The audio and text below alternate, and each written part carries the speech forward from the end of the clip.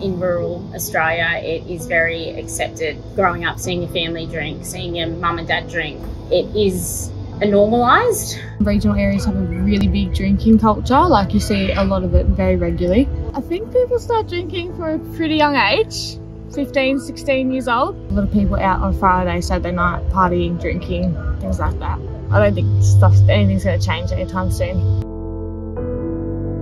Alcohol-induced deaths are at their highest rate in 10 years. There's a disproportionate amount of alcohol and other drug use and harm associated with that, happening for a number of reasons in regional areas.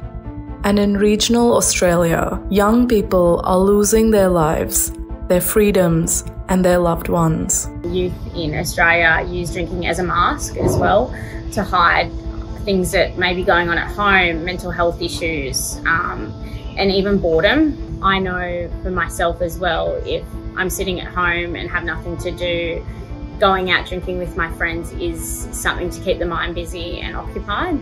Being in a small town, the drinking culture is still a huge problem because it is quieter and because there's less places to go out and drink. It's more drinking at home and more of those antisocial behaviours. A lot of that is linked to things like social isolation and loneliness and people just feeling like they don't belong, lack a sense of purpose. I think COVID had a big impact on the drinking. You're at home, what more can you do? You drink and you smoke and, can't have any friends over, why not drink and watch TV? Alcohol harm is preventable. It's an issue that needs more attention and intervention.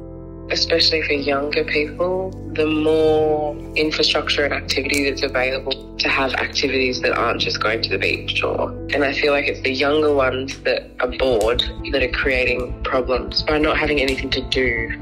I think the more education young people have on the effects of drinking will definitely benefit them in the future for long-term impacts that it is having. We have a great local drug action team that runs midnight basketball up in Brooke. Engaging those kids into activities at night time means they feel like they're supported, they get fed, they get to hang out with friends and people who are good positive role models, and we know it has a direct link to reducing the harm that they get into when they're not supervised.